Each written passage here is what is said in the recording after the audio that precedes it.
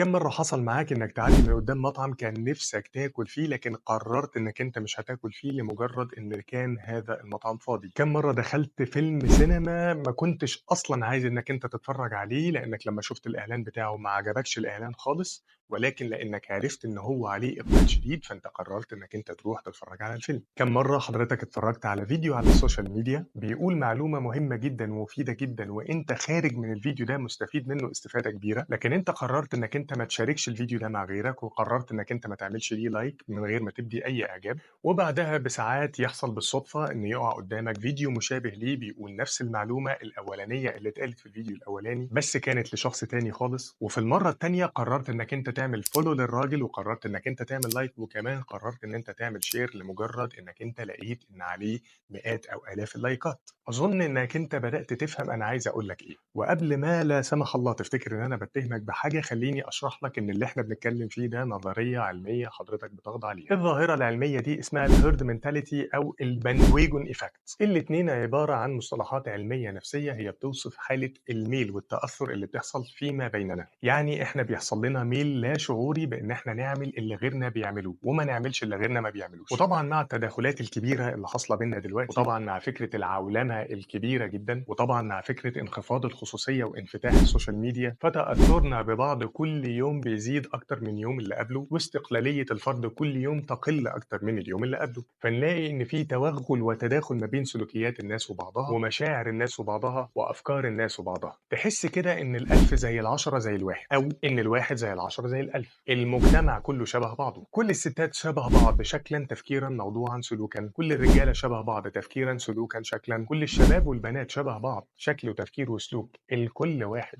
العقل النقدي والفلاتر اللي بتخلينا نعرف نعمل ايه وينفع وما ينفعش نعمل ايه يكاد يكون معدوم ولا يعمل. اي طعم بيتحط قدامك حضرتك بكل سهولة بتبلعه، تلاقي كل الناس بتشجع نفس الفريق لنفس الاسباب، بتسمع نفس المغني لنفس الاسباب، بتاكل في نفس المطعم لنفس الاسباب. لا يوجد وعي، إما وعي جمعي بيشملنا جميعا أو لا وعي أصلا. تكمن المشكلة في فكرة اللاوعي.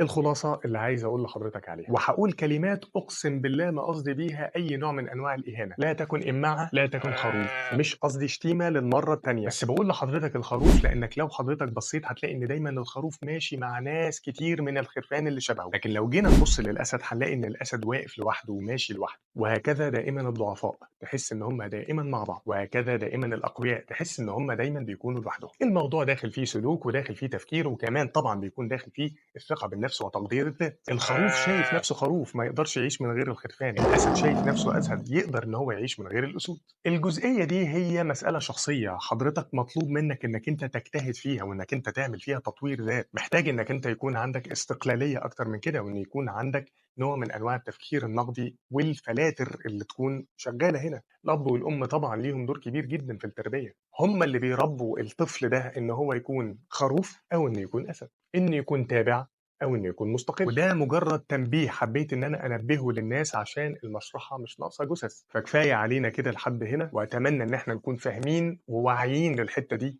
فنقدر نتجنب حدوثها وخطورتها بإذن الله. يا رب تكون معلومة مفيدة وأشوف حضرتك على خير بإذن الله. سلام.